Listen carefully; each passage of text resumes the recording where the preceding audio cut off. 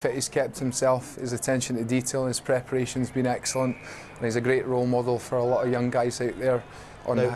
Yeah, let's just talk about this one as well. We're watching this match. We're just starting now. This is the first of the semi-finals. It's Melrose against Germany, and of course Melrose won this back in 2011. Can they do it against this German national side?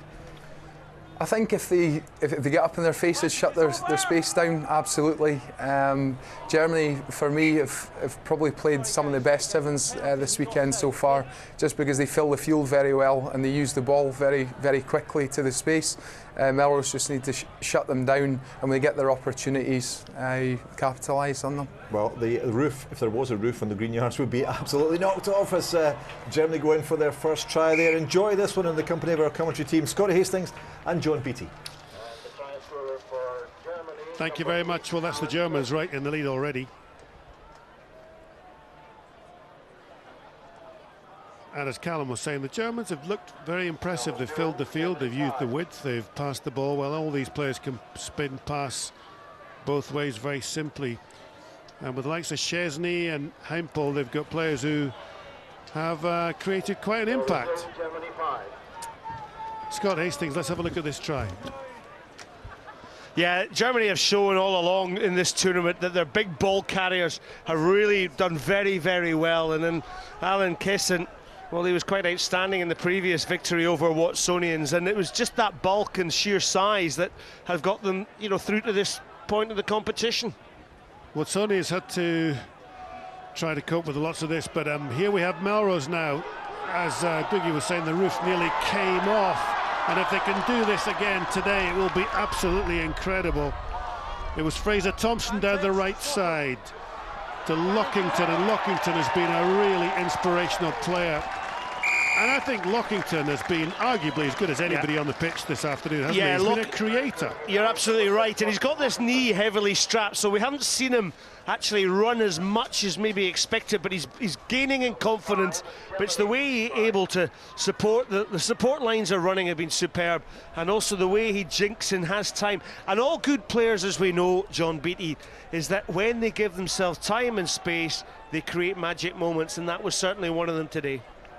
Yeah, Austin Lockington leaves Richard Mill, the ex-Heriter, with a conversion, but it doesn't really get above the grass. So it's 5 apiece, delicately balanced match. Melrose playing right to left, and it was a great break by Fraser Thompson, who's the captain today, and Lockington, there he is, Austin Lockington. You know, you've spotted he's interesting in that he can almost move 90 degrees to the line of running. He can go directly across the pitch. He's got a great side step, good distributor. He's got every bit of the armoury. Okay, Melrose in possession. Mill. And this man's played well too, Neil Irvin Hess. Just knock on. Last feet. Lockington waits for it. It's going to be a scrum to Melrose, just inside the German half. Yeah, this boy's played well as Nagel, but also alongside him, Neil Irvin Hess, who scored the winning try against the Wasps, the ex-Watsonian player who joined Melrose last season, and he's been in outstanding form. And of course, John Dale giving this troop such a lead as well. Well, Dale was the archetypal Melrose player, wasn't he? No nonsense. Great gas, if I remember Dale. He had a fantastic speed for a big man, and he was a wing forward who could truck the ball up like no other. Melrose getting a bit cramped on this touchline. Lockington, though, gives them some breadth. Nagel. And here we are, Neil Irvin Hess pins his ears back, gets whacked in the tackle, up to Mill. Mill can run through people. Needs support, the ball should come back. It's been a good turnover, but the penalty is going to go to Watsonians. Yeah, good play once again for Lockington on this near side. Again, I was just watching him, the playmaker wearing that number 6 jersey. He's got a new strapping on that left leg of his, and I just don't think he's going to trust it, but it's enough to make this team tick.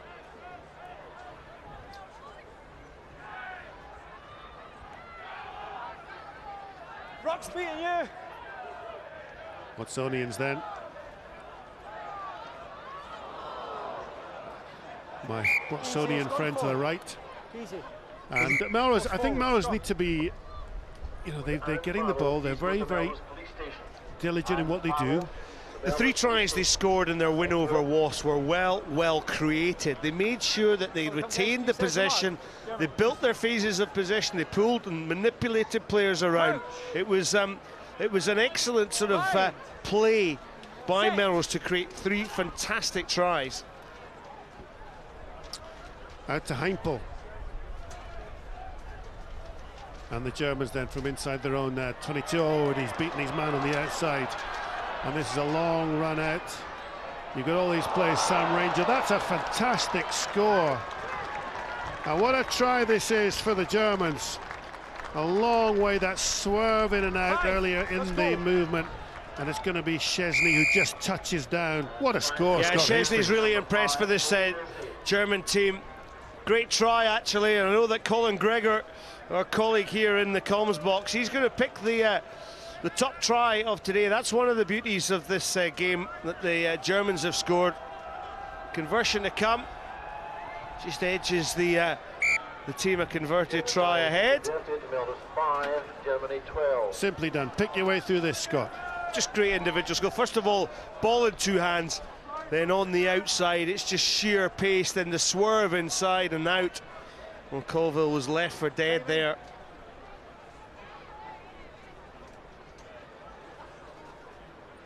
He's got plenty of speed, hasn't he? That's a clean pair of heels. He showed the classic swerve where he just stopped the defender in his tracks and then swerved to the outside. Melrose 7 points adrift inside their own 22. Mill beats a couple of men. Did that go forward? No, says the referee. Tom Wilson has it. Lockington looks to his right, decides the kick is the best course of action. Nagel is right where it's going to land. Should bounce up for him. It does. Nagel then 2-on-1 tries to offload inside to Neil Irvin Ness. The German player looked to be off his feet. Yes, says the ref. Thompson looks to see if Mill's there. Mick gives it to Mill. Mill sees Lockington keeping the ball. Delicate part of the match. Thompson. Neil Irvin Hess.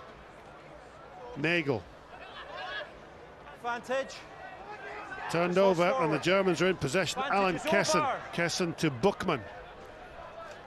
Buchmann to the lightning quick try scorer Szczesny. Szczesny can't quite get it. It's been knocked on. It's going to be what? It's going to be Melrose ball. Yeah, a bit scrappy there. Half time. Melrose just got a bit flat on their attacking structures there. But they'll be pretty pleased. They're still within a converted try of squaring this game, and Germany, well, what a boost it would be for their confidence if they got through to the final. Yeah, the Germans have that pace, don't they? And Szczesny and the big fellas like Kessen, the Melrose players. Neil Irvin Hess is impressed. Mill, we know what he can do. Lockington's been the big surprise. Dale just lays it on the line. Beautiful pictures. And there must be incredible home pressure, mustn't there, on a Melrose player? They'll feed off it, but the need to progress. John Dale, the coach there, who's obviously, you know, telling his troops what to do. He was just saying you just don't understand the pressure on the local team, and you know there's such an expectation from the locals to perform in their own sevens. And of course Melrose, well, they last did it 2011. Well, if they get through, it'll be a tough one, because it looks as though, well, the next semi will be between Jed and Glasgow. Yeah. That'll be a cracker. Don't go away. The final will be at 6:20. This is a great game. Melrose against Germany. Melrose now going right to left. They've got a fairly strong wind behind them. You wouldn't get that from that picture-perfect image, but look at the flag on top of the clubhouse. So if they want to use territory, they can. That famous old stand. It's seen so many great occasions. I was here when I think Scotland A beat the Springboks, Duncan Hodges' last goal, and we watched David Campese score tries with Chris Patterson emerging on the scene when he ran the length. Offside. Bobby Skinstad, you think of some of the great players who've graced this pitch, and here we have the next generation. Bruce Colvin it was. Now it's down to Irvin Ness. Ness just makes that extra yard. Good play by Buckman. Buckman can't keep it though. Will they go left? No, they go right. Long pass. Wilson. This is the playmaker. This is the man that makes everything tick. This is the man that's through the gap. He's given the pass. Stunning try by Wilson. What an afternoon this is. John, this is a brilliant 1-2 between Tom Wilson and Austin Lockington. Watch here when Lockington gets the ball, because on the inside track was this young man. They just knew each other's play inside out.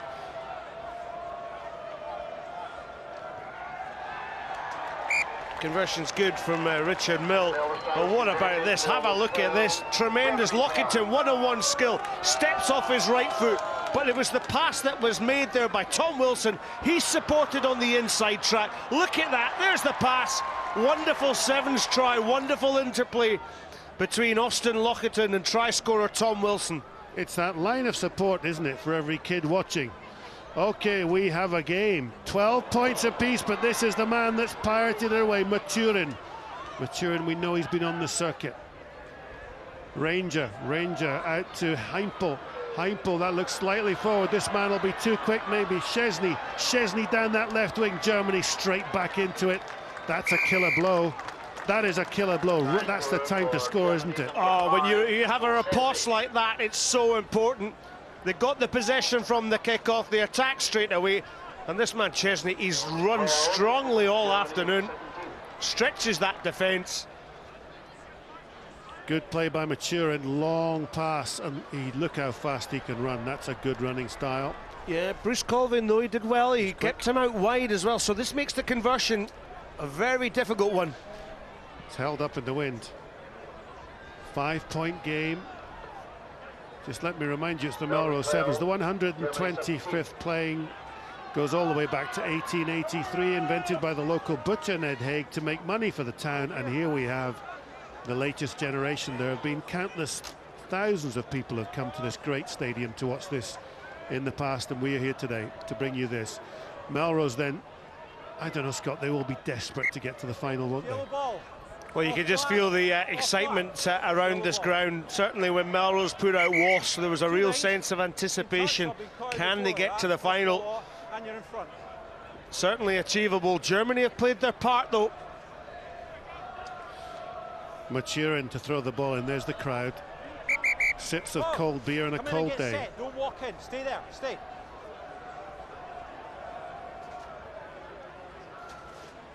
All the tricks goes along. Nagel, chance for Melrose.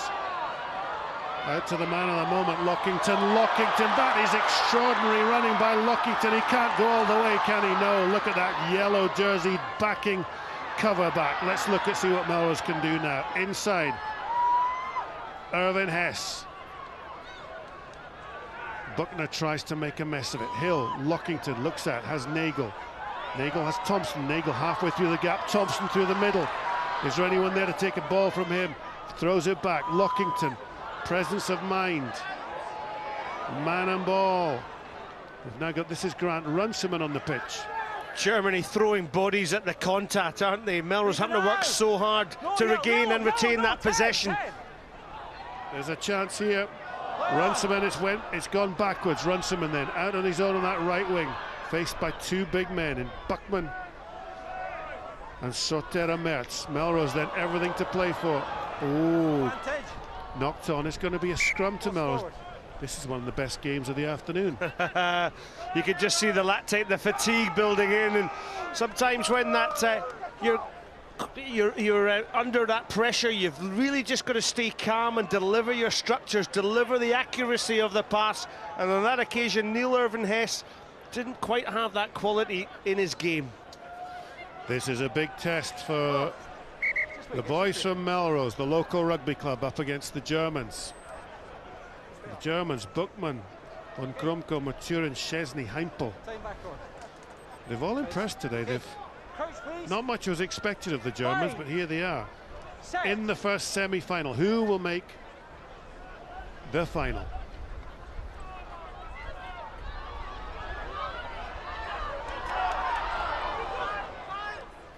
Tito Mua. Long pass, Nagel. This is as tense as it gets. 2 minutes left. 5-point deficit. Runciman pressing by the Germans, making Melrose players go backwards. That's good defence. Is this Lockington again? Rock now! Nagel. There should be men over here because there were Germans in the ruck. Hill. Mill it was. Did that go forward? Referee's playing it on. No, it's going to be called back. Richard Mill just couldn't hold the ball. Yeah, if that pass had been held from Neil Irvin Hess, then who knows, that might have resulted in a try. There's a minute left in the clock, so it needs a turnover from this Melrose team. One of their strike runners, Tito Mua, you just felt that if he got away in that previous play, something special could have happened. So, well, Germany from the scrum could win the game. So could Melrose, though. Oh, kicked the ball through. Free kick to Germany with, what have we got, 40-odd seconds left. Yeah, you just eat the clock here, just John, and time. I know what I would do. I would just kick it into the touch, walk up for the line out, throw it to one of the big fellas, but they've opted to run for it. Heimpel back to Bookman. Bookman in between two players, tackled by Irvin Hess. Last feet, keep going back, keep going. And it's going to be a long play if they're going to get anywhere near. Germany then over for the try, and they deserve it. That is a try by Bookman, and it's going to be a German team in the final of Melrose Sevens. When did you ever think you'd hear that phrase? Lovely, isn't it? All credit to them. The German team will be in the final of Melrose Sevens. Well, it's such a feature of the game. We've had national teams, club teams, representative teams, and the first team in the final, well, it'll be this lot from Germany. Actually once played in the German centenary match about 20 years ago, actually. Well, listen, thank you for your company today. We've had an amazing time already. The final still to come after the next semi-final. But there you are, Germany in the final of the Melrose Sevens. And I've got the coach and manager, Manuel Wilhelm of the German side. Congratulations, Manuel. You must be delighted to be in the final of the Melrose Sevens. First of all, we were delighted to be accepted, and now to go through to the final. We never dreamed of that, and yeah, it's just a dream coming true. Give us an insight into some of these German players. Are they amateur, are they professional? What's the Sevens rugby like in Germany? No, rugby in Germany is still an amateur sport, so all of those boys, they have a normal work, except one of them who's a soldier, so he's employed by the army to play rugby, but that's about it. And has this exceeded your expectations, getting to the final of the Melrose Sevens at the first attempt? Oh yeah, by far. Well, many congratulations in the semi-final and good luck in the final. Thanks so much. Yes, heartbreak for Melrose. Congratulations to the German national side. Quite amazing, actually. Incredible. A German side in the final. But Callum McRae, the Scotland national coach, Sevens coach, of course, is still with me. And my goodness, what a performance by them.